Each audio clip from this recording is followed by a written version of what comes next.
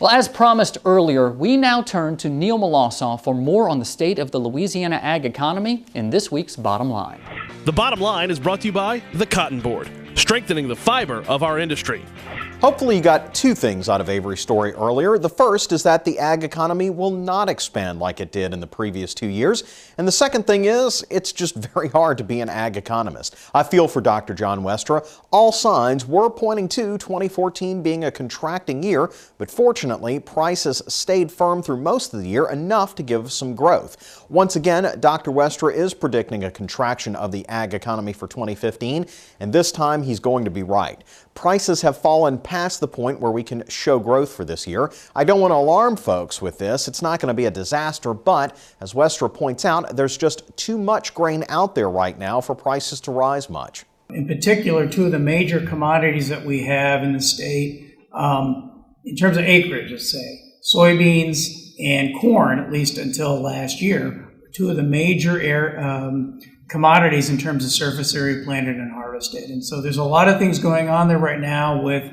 significantly higher stocks, so that the prices, there's downward pressure on prices, and so it's highly unlikely they're going to be able to, even if they have record production, to offset the decline in prices, especially in the soybean area, which is going to be another $2 to $3 off of what last year's prices were, which were $2 off of the previous year's. Dr. Westra also mentioned the state's largest ag economy, forestry, is stalling as nationwide housing starts are set to grow less than 3% this year.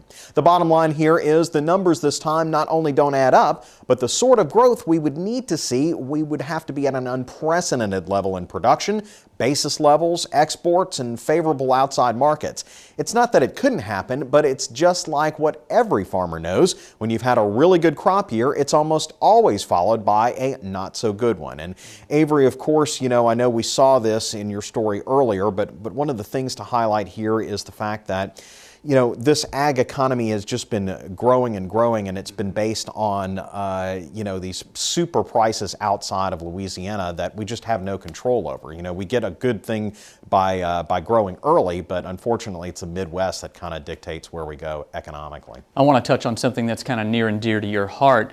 We're going into this legislative session with a $1.6 billion budget shortfall.